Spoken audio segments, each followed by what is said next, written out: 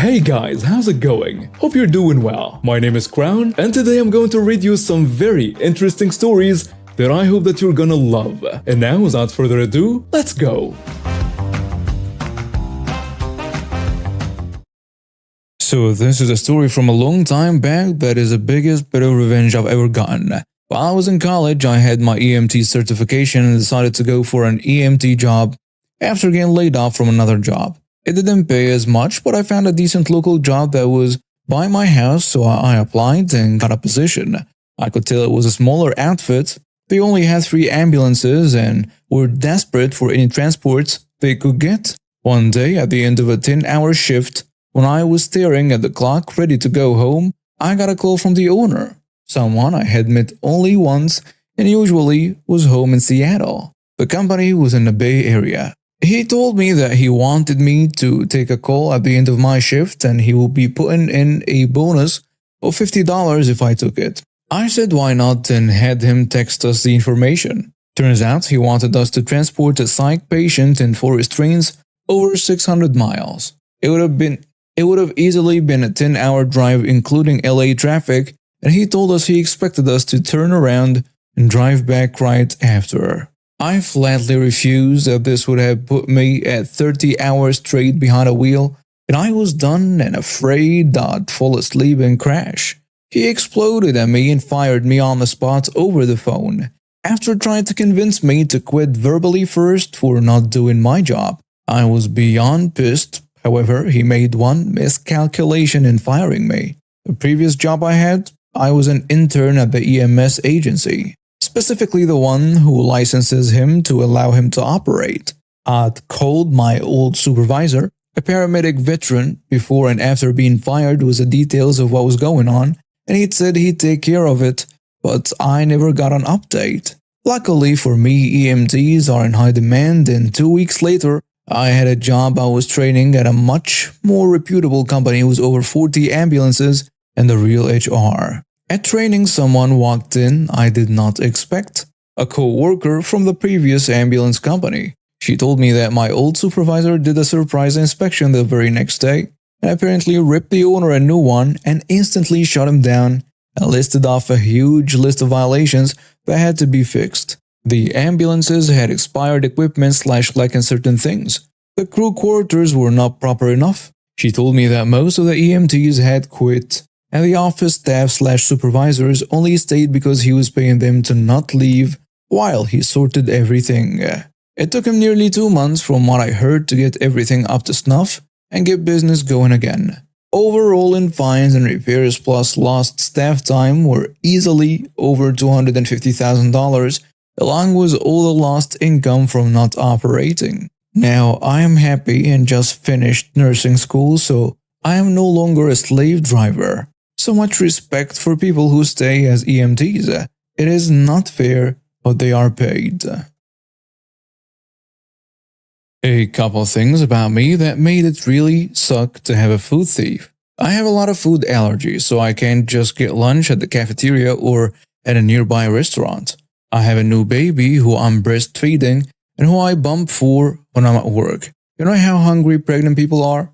Yeah, the caloric requirements for breastfeeding is 100 to 200 calories higher. I am always hungry. Because I have a new baby, half the time I don't manage to show up at work with a lunch. I either run out of time to pack one, or if I do remember, I leave it on the counter. My solution to all of this was to leave lots of non-perishable snacks in my office, and also a lot of candy because I also have a 3-year-old, and therefore work is the only place I can shovel Skittles into my mouth without a little hand extending into my field of vision and a little voice saying, "Please!" Snacks that were specifically free of my allergens, some of which were specialty foods because of this, the type of specialty food that just doesn't taste as good as food that contains the allergen and also costs twice as much. Because I'm not getting a lot of sleep right now, I deserve nice things. So, because I'm not getting a lot of sleep right now, when I first came back from maternity leave, assembled my snack hoard, and started having things go missing, I genuinely thought I was just losing my mind. Boxes of candy were running out faster than I thought I was eating them. I'd come in the morning and things wouldn't be where I'd left them. At one point, I brought a bag of chips to work, folded the rim of the bag down so I wasn't plunging my arm elbow deep into a grease pit, and then put a back clip on it when I went home. And when I came in the next morning, the bag was unrolled and reclipped. I went, wow, I must be more tired than I thought. Rolled the bag back down, and the next morning it was unrolled again. Just little things like that, almost every day, that made me go, wow, the post-baby brain is worse than I thought. And then I got the flu, and I was out for a whole week. Left behind at the office was an almost full box of Enjoy Life cookies, which are not enjoyable but are free of all major allergens, and are also $5 a box for like 12 sad little sand pies with some cinnamon on top. I ate one row of these cookies, and then I was out of the office for a week. For 1 week, I was not eating any of my snack hoard, but someone else was, because I came back to work, opened my box of cookies, and found one. There was one single solitary cookie left. And on further examination, the one box of candy that had been opened was nowhere to be found. And on top of that, the thief had done me the courtesy of opening a new box for me, except that they actually followed the push here to open instructions instead of just ripping one into the box open like I do, which they should damn well know at this point because by this time, they've been stealing from me for 2 damn months. The combination of these two things, the sheer freaking audacity it takes to open a new box so you can continue stealing from someone, on top of the consumption of almost a whole box of specialty cookies that aren't even good, enraged me enough that, after going to my boss and getting some vague promises about checking if the security cameras in my wing of the building are functional or not, I went straight to Amazon and ordered myself a nanny cam. Not for my baby, for my snack hoard. Conveniently, it arrived the day before Valentine's Day. I set it up on top of a file cabinet looking down at my desk. On the desk, I laid out a fantastic spread of baked snacks. I got all my thief's favorites, and then I took it one step further. I bought myself a Valentine heart, broke the seal to make it more inviting, and left it out of my desk. The next morning, I came into some very obvious snack carnage. My thief had slowly been getting more brazen. Again, who opens a new box of something and opens it differently than the person they are stealing from? But this was just on another level. Individually wrapped things have been dumped out of their boxes. Bits of packaging have been thrown away. And yep, they'd eaten some of the Valentine candy. For shame, office thief. Don't you know that's from someone who loves me? I played back the video. All was quiet throughout most of the evening, and I was just watching the shadows lengthen as the sun slowly set through the hallway window. And then, shortly before midnight, the night janitor arrived. I went right ahead and took a 12-minute break in my office, sitting in my chair, eating my food. I started taking screenshots. I got him shoveling candy into his mouth with full palm to lips intensity, pouring things out onto the desk to pick his favorite flavors, not even bothering to put them back where he found them. And yes, eating my damn Valentine's candy. Screenshots went directly to my boss in an email. I went directly to my boss's door to hover and grin and ask if he'd read my email. And I got assurances of a strongly worded email to the cleaning company and the barring of this particular employee from our place of business. I was also tactfully asked to please take my unauthorized spy camera home, which I did. I thought this was over until the girl who works the concession stand dropped by to thank me. Apparently the food thief would start his shift just as she was closing down for the night. I would try to get free coffee in that creepy guy way. And then one of the reception staff came by with the same sentiments. I'd never met the guy face to face, but apparently as a woman, it was not a fun experience to have. I showed my screenshots to a few co-workers, whose eating OP's food had become office gossip by this point, and word had spread fast. I worked an earlier shift, so I didn't recognize him, but people whose shifts overlapped with his did. I hadn't told my husband about what I'd done because when I came home raging about the blatant theft that had gone on while I had the flu, his only response had been, "You really shouldn't be leaving food at work then." But when I came home with an cam and explained where and why I got in it, the reaction surprised me. I think this is the first time I've seen you stand up for yourself. I'm proud of you. And you know what, Reddit? I'm proud of myself too. To explain things a bit, I live in Korea, where studying and getting into college is a huge deal. Our college also starts at March, unlike the United States. This event happened in January. About 2 years ago, when I was in 11th grade, my brother, who's 4 years older than me, gave me his PC that was bought when I was in 10th grade. It had maxed out specs, including 2 state-of-the-art graphics cards and a killer CPU capable of running most games for the next 4 years or so. However, in Korea, it's almost a federal crime to do anything other than studying when you're in high school, so my parents didn't like that I got a bad A computer in my second year of high school. However, since I was an obedient little chicken, I never downloaded any games and promised to keep it that way until I got into college. That same year at Chuseok, which is a national holiday held in October, my piece of crap cousins, there were 2, one was the same age as me and one was 5 years younger, came to our house. Since it's a family gathering and my father is the eldest son, they were known to throw fits when they didn't get their way, and had a history of breaking glassware and other things in our house which they never paid for.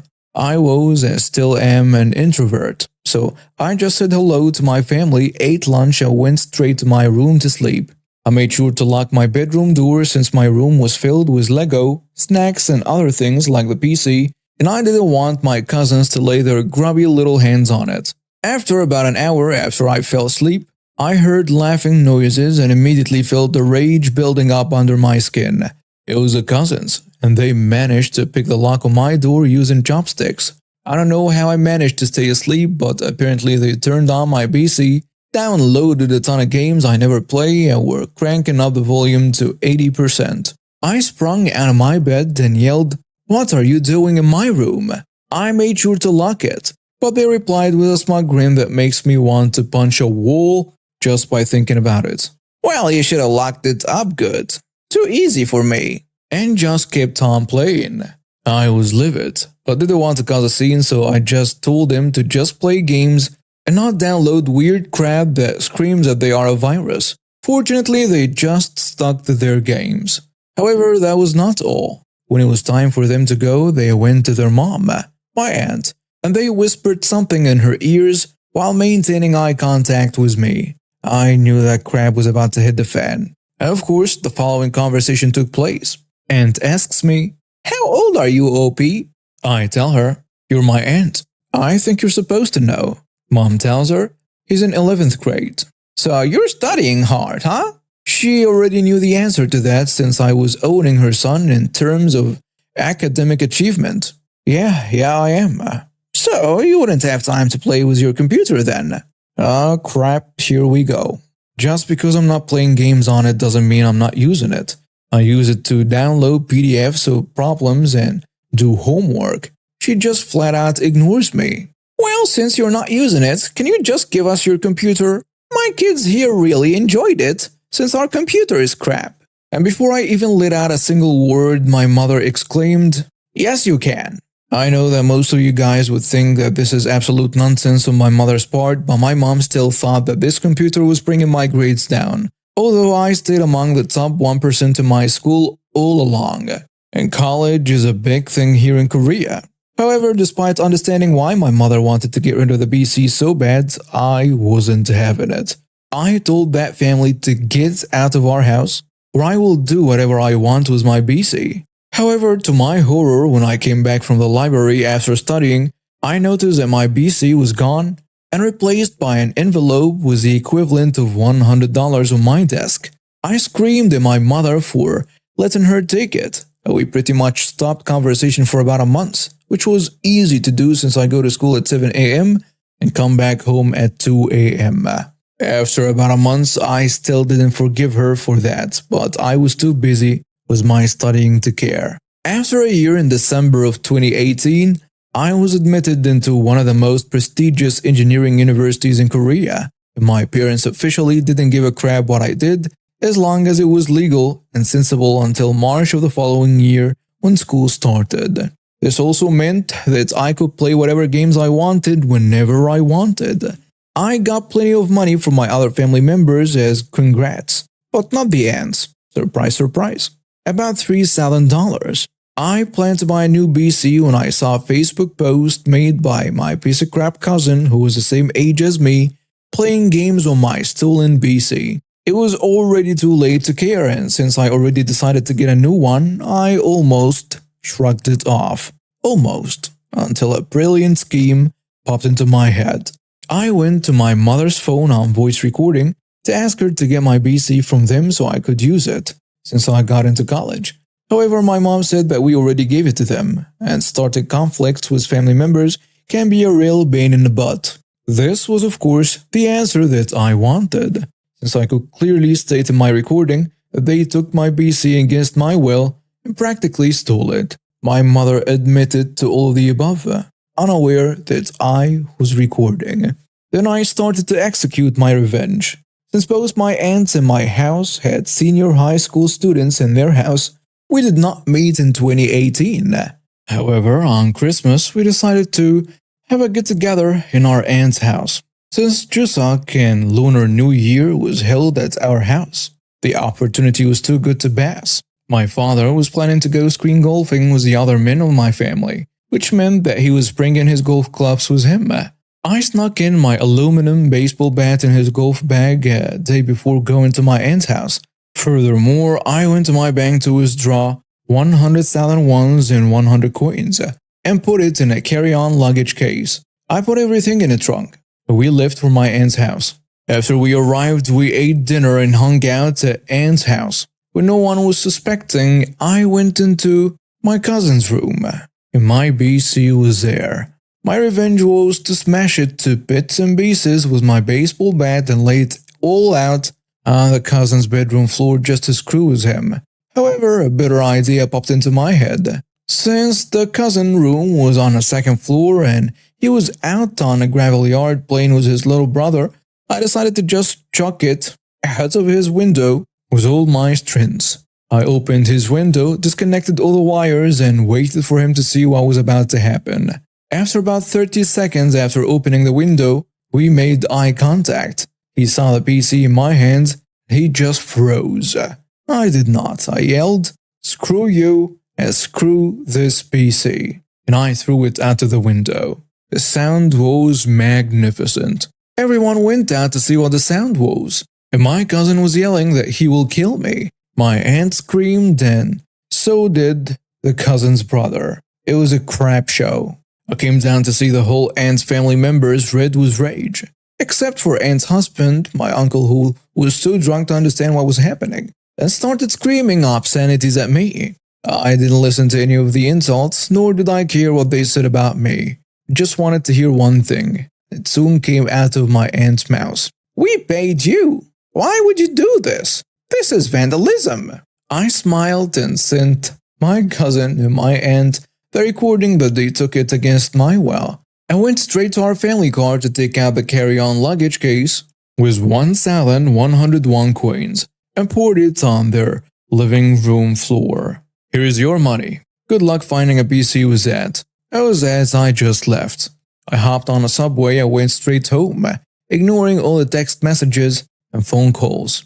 After my mom came, she told me that because of me, we would never see them again, and it was all my fault. I didn't care. However, what surprised me was my father's reaction. After the rant from my mother, my dad silently came into my room and said, "Good job." I didn't know it then, but the uncle, who was also a piece of crap when my father was a kid, when my grandmother was dying, the only thing he cared about was how much of the money was going to him. I guess douchebaggery is a genetic trait. My father also said he's a plastic surgeon. He could have bought them a PC of their own, but he didn't because he was a cheapskate. After that, I haven't seen the uncle since, but we still see my other uncles who are way nicer than my cousin's father. The reason I'm posting this now is because I just learned that the university that the cousin attends had just filed for bankruptcy for corruption and unpaid debts. Ha. Alright, so my best friend is finally getting married. As a best man, I'm way far behind on things such as getting my own formal wear tailored, as I've lost a ton of weight over the past year. Also, being Valentine's Day, the wife and I decided to go to the appointment at the local shop together before grabbing some wings and beers for happy hour. As I'm standing in the mini fun house of mirrors, with what appears to be a 207-year-old Asian lady controlling my every move, only saying no no no anytime I even shift my weight, I hear a man roughly 6 feet 200 pounds saying excuse me over and over again. Assuming he's looking for another member of staff, the three of us ignore him entirely. Finally, after the third or fourth excuse me, the guy screams, "Are you effing deaf?" as he grabs my wife's arm and spins her around violently. Now, my wife is 5 feet and about 105 pounds. However, being the daughter of a retired USAF colonel and current agent to the Alphabet Gang and retired Navy lieutenant herself, my wife has years of training in a few schools of martial arts, such as Krav Maga and Taekwondo. As this man spun her around and towered over her, she elbowed him in a diaphragm and firm but gently pushed him back away from her while stating, "I don't work here and keep your hands off of me." Having God knows how many needles and such all throughout my inner thigh and nether regions, I wasn't really able to move, so I did the next best thing and attempted to tell the guy to F off and leave my wife alone. Before I could get the words out, however, old boy had decided to charge my wife in a full fighting stance. With nothing else really to do, my wife took a half step back into a stance I am used to seeing on Saturday mornings as I meandered into the basement with a cup of coffee. As the dude draws back a punch, leaning all of his weight into it, the wife spins, and as he comes back around the Doc Marten she's wearing connects with the side of guy's face. Poultry pattern. Unlike in the movies, he didn't go flying through the air spinning, his trajectory immediately changed to that of a crashing airplane. Fully unconscious, dude turned into one of those circular racks of clothing, almost completely disappearing inside. Finally, another member of staff comes running, saying the police are on their way. It took about 3 minutes for the police to arrive, and as they walked in, the dude was just finding his way out of a tangle of expensive dress clothes I thought would be his tomb. With statements from myself, the two staff, and finally cameras, the dude not only found himself with a shattered orbital and a few broken teeth, but he was handcuffed to the gurney as they loaded him into an ambulance. I swear, I can't take her anywhere.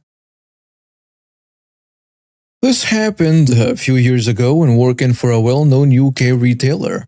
Not just any retailer, if you know what I mean. I was working on the store operations team at the time, meaning I was responsible for opening or closing the store, dealing with contractors, taking deliveries, supporting the shop floor staff by picking orders to fill the shelves and so on. When on the early shift 3 or 4 of us would open the store at 5 a.m., we'd do our safety checks and start taking the clothing and food deliveries. We'd also segregate the deliveries, put all produce together, all desserts together and so on, ready for the shop floor staff, starting at 7 so they could fill the shelves easier. We'd then be sending stock up to the shop floor. 1 or 2 of us would be on the shop floor clearing empty trays, tidying up packaging, bringing up and sending down stock and so on, with another 1 or 2 downstairs sorting the stock that came back, putting it in a cold room, sorting the dates and so on. Busy mornings. We were told we couldn't go for a break whilst this was going on as it was all hands on deck. We also couldn't all go for our breaks together afterwards as someone had to be available for anything that came up. Fine. But it would sometimes be maybe half 10 or 11 by the time we got for our break, 5 to 10 hours after starting the shift. Add into this that we'd been working in a cold room, a walk-in fridge. It really would have been nice to have a sit down with a hot drink. Company policy was to give a break at least every 4 hours, which obviously we weren't getting. However, we didn't mind this too much. We understood that we needed to be more flexible. But some mornings, if a delivery was running late, or if we got the first one, clothing done early, say by 5:45, and the next one food wasn't due till 6, we pop to the canteen for a quick coffee or chill out on the loading bay chatting, awaiting for the next delivery. One morning, we all got called up to the manager's office. Someone had complained that we were taking unauthorized breaks. I explained I was on a staff panel at the time, kind of like an internal union, about how we were being flexible when not getting a break for 5 to 6 hours, when everyone else in the shop got one every 3 to 4 hours. But it fell on deaf ears. We were given a written warning and told that we must not take unauthorized breaks. And if we did have some downtime, we had to fill it by starting to stock shelves ourselves. So we decided to make sure none of us went over the 4-hour threshold for breaks. That meant us taking our breaks from around 8 a.m. right in the middle of when we were needed most. Staff complained that they couldn't get their stock quick enough, or that the shop floor was amiss, that we shouldn't be taking breaks so early. But was starting at 5 a.m. and taking a break at 8 and different from them starting at 7 and getting their break at 10. Suffice to say, after a few days of this, we went back to normal. No one complained about us grabbing a quick coffee again. This happened a few years ago. To set the scene, I was working at Target and Starbucks and was going to school full time. I would work Monday, Wednesday, Friday, Saturday from 6 to 2:30 at Target, and then 3:30 to 11 at Starbucks. Tuesday, I had class and worked Starbucks. Thursday, I had a full day of classes, and then Sunday, I worked at Target. I also do not drive, so I will be walking to and from both jobs and school. That means that my 6 a.m. to 11 p.m. days actually started at 5 a.m. and ended at 11:30. So Monday, Wednesday, Friday, Saturday were 18 plus hour days, all on my feet. Needless to say, I was tired. And I'm a hard worker, so I never slashed in my job, and usually worked harder than those around me. I accept that I'll usually be working harder than others. I don't usually mind because it is who I am. Now, mostly it was fine, except the back-to-back 18-hour days on Friday and Saturday. Man, did that one hurt every week. And then at Starbucks, it started being the same closing shift. We will call him Doofus. And closer, we will call her Coke because you guessed it, she was on Coke. She was on Coke. Well, all the drugs but the Coke made her hard to work with. Now, Coke wanted to be a supervisor, and Doofus was lazy, so Coke would do Doofus' job, and Doofus would do nothing. So that resulted in a very tired me having to do most of the closing tasks every Friday and Saturday by myself. They would leave me alone out front for hours at a time doing all the cleaning, stocking, and prep by myself, while helping every customer in the cafe and drive-thru, while making all their drinks and food, again, alone. I am normally a fun person to work with, who jokes and keeps things light to help myself through my shifts. But this closing team was slowly killing me, so one weekend, Saturday, I just stopped talking to Doofus and Coke and just went about my job.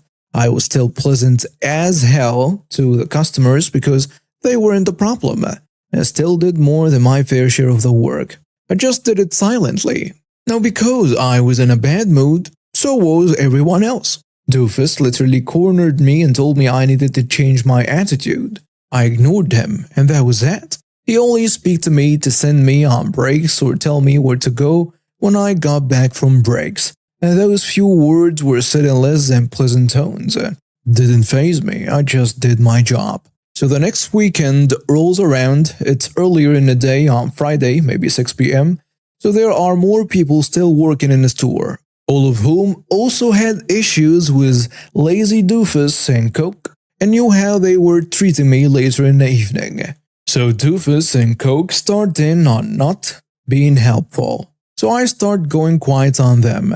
Not rude, not disrespectful, not spiteful, just quiet. So Doofus again pulls me aside and says, and I quote, "I am going to need you to chipper up, or I'm going to send you home."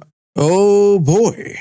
I said, okay, in the flattest tone I could muster. walked into the back, grabbed my things, and clocked out, and then walked out of the store. This has nothing to do with malicious compliance, but it's a good part of the story. The subway next door to me had their cameras down, so they had been hooking me up lately with free subs. So I stopped and got my home and myself free sandwiches, and the wing place would give me free fries. So I picked up some fries and then headed home to get to hang out with my mom, who I barely saw anymore because of my schedule. We watched the movie and I got to bed early. It was great. So one of my homie co-workers who was still working texted me about how badly Doofus was freaking out, and how he was contacting my store manager about me walking out, but how proud he was of me for actually walking out, even though I just made his job harder by leaving them short-staffed. The aftermath. The next day I was heading out to work at Target, and I stopped at my Starbucks to get coffee on my way, as I always did. So I walked through the door and see my store manager coming out of the back room. He walks straight into the lobby towards me. Oh heck, he walks directly up to me and gives me a hug and asks me if I'm okay. He said, "I know you wouldn't have walked out unless it was really bad." What the hell? I love that man. I guess Doofus had been texting him freaking out, and my store manager told him you can't threaten to send someone home and not expect him to leave, and basically told him he needs to deal with his repercussions. It was such a good feeling knowing my manager had my back. I would have gone to the ends of earth for that man. And Doofus never threatened me with anything ever again, and even tiptoed around me for a while after that. Made sure Coke was working on her job, and made sure I wasn't working too much harder than everyone else. Context. I posted a bit about my fiance's adoptive mother, Susan, in the last couple of weeks, but for anyone unfamiliar with Susan, she was my lecturer when I was at university. Susan hated that I was dating her adopted son, biological nephew, since she found out about us. When we first told her we were dating, she tried to kill me via allergy, another story for another day, and after she found out I was pregnant, she stalked us, impersonated me, and broke into our flat, and that's just the tip of the iceberg. She made our lives hell, to the extent where we no longer felt safe in our own home, and my fiancé and I had to move across the country to escape her. We've been living in our new place for a little under a week. The baby is due in a couple of months and everything is mostly ready. We've deactivated our social media, created new emails, and changed our numbers. Only a few friends and relatives from the town she lives in, which we lived, have our new numbers. We had to leave our entire lives and everyone we knew and loved behind while I was 7 months pregnant because, well, we couldn't trust her around our baby. The revenge. On Monday, an email was sent from the dean to Susan's graduating students saying Susan was being considered for a promotion from lecturer to head of department, and they wanted to hear from her students first. The aim of this was to receive glowing recommendations to give to the board. But this was not the result. As I changed my email, I hadn't seen this. One of my friends who had my new number and was on the course with me did see the email. And on Tuesday, he gave my new number to the dean, saying that he would only give her the number in person, on paper, and if she agreed to ring when she was alone and throw out the paper and erase it from the logs after, if she was calling from a university phone, the number would go on the call logs that were accessible by all members of staff. But he assured her that this was something she'd want to hear before promoting Susan. So I got this call from the dean on Tuesday, and she told me what was going on.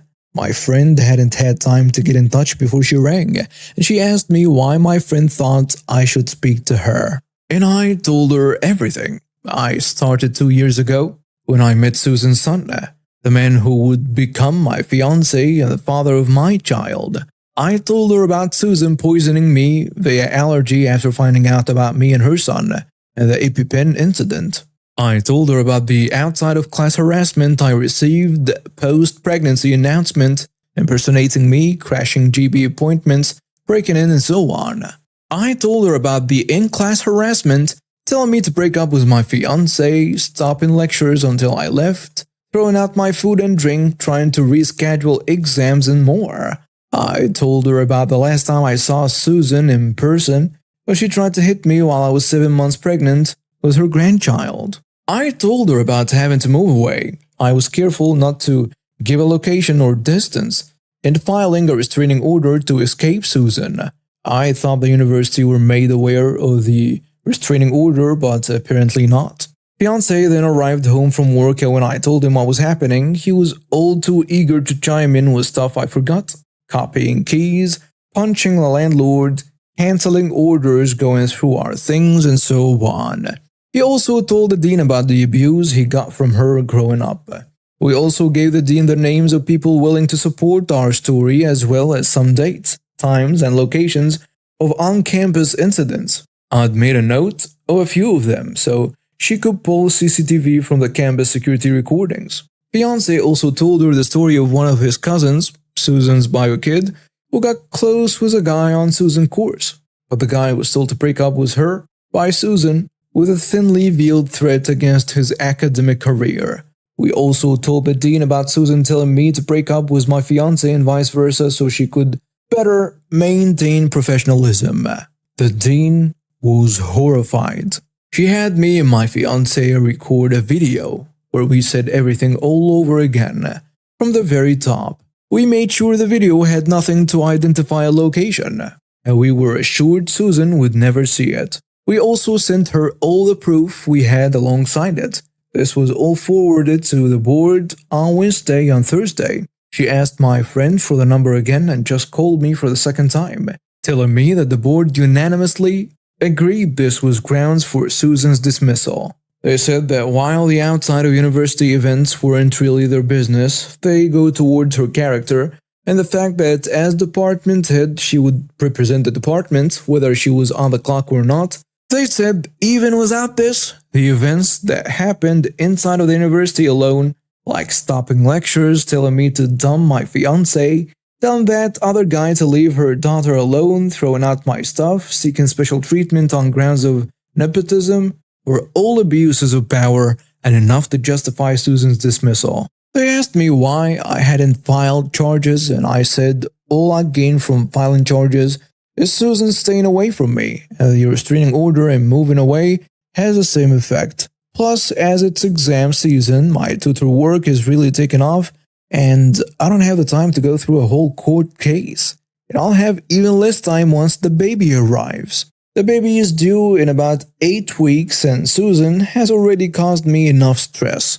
Tomorrow, in the meeting where Susan is fully expecting to be told she got her promotion, the dean is now going to give her a week to hand in her resignation. If she refuses, she will be fired. If she does not hand in her resignation, she will be fired. She will not be getting a reference. The only reason she's being given the option to resign is that she has worked at this university for nearly a decade. But if she so much as raises her voice in the meeting tomorrow, she will be fired. Security will be present for the meeting in case she tries anything. Meanwhile, the friends we left behind aren't hesitating to tell anyone who will listen all about what Susan did during the course of mine and my fiancé's relationship. There is not a single soul left in that town who trusts her or will take her side if she tries to fight back. Not even her husband, who told us that now all their kids are over 18, he will be initiating divorce proceedings. I don't feel even a little bit bad. I know there is a chance I went too far, but I didn't lie or embellish anything, just gave the dean facts as they are. Everything is 100% true, and while it was me who told the dean, I see this as Susan's actions having consequences. Susan has more than enough money to pay for herself for the foreseeable future. She owns her home, her husband's name is not on the deed, and she bought it before they got married, so she will get the house in a divorce as it's not technically a shared asset or one acquired during their marriage. She will have a roof over her head and money in her bank account. If she wanted to, she could get another job, just probably not one